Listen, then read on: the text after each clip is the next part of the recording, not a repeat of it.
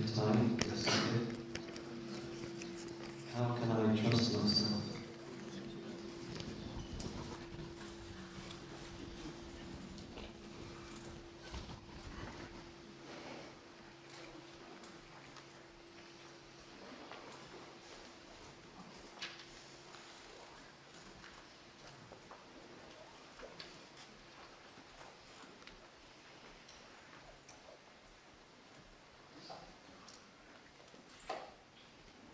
And trust is something that we cultivate.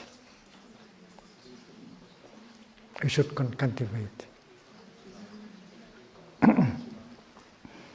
And it is based on our experience.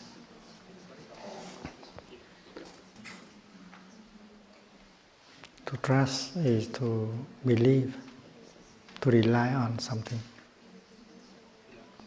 And we have to rely only on evidence, something that is evident.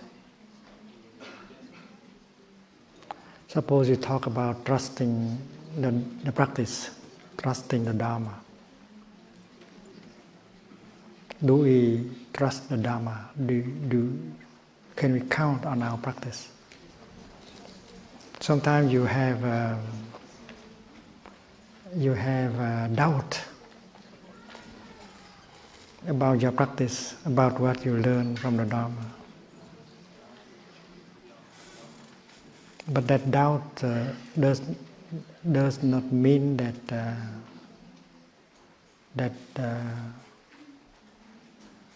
is not exactly something negative.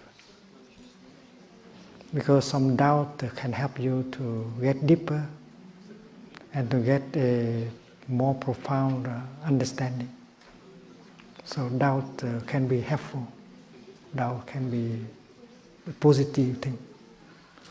So if there is a doubt, we have to breathe and to recognize it as it is, and do not right away consider it to be something negative.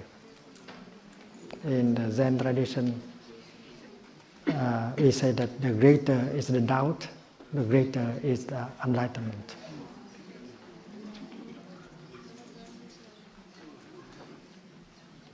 And that is the first thing we have to do. And then we have to learn how to recognize the evidence and to establish our trust. Like the practice of mindful breathing.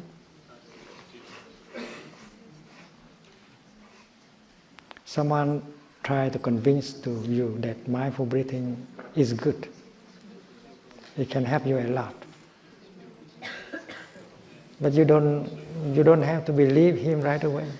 You have to put into practice and to see whether it truly can help you. And that is what the Buddha said. Don't believe right away in something, even that something has been said by a famous teacher. Even that something is written in the Holy Scripture. That's what the Buddha said. When you hear something beautiful, you have to learn to put into practice. And if it works for you, and if you see that it works for another person, you can trust, you can believe in it. And that is the statement of the Buddha in a sutra called Kalama Sutra. The Buddha was talking to a group of young people of the Kalama clan.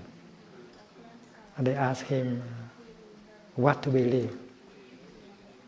Because many teachers have visited them, and all of them said that their teaching and the practice is the best. So the Buddha said that don't believe right away in anything, even if it is said by a great teacher, or even it is recorded in the Holy Scripture. You have to base on evidence, like a scientist. So if you practice mindful breathing, and you persevere in a practice, you will learn from it. You find out that the practice of mindful breathing can help increase your health, can help you recognize the conditions of happiness you have, can help you handle a painful emotion, a painful feeling.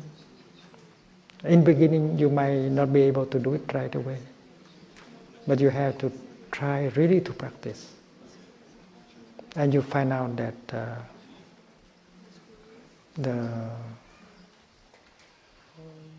the practice works, and you have trust in the practice.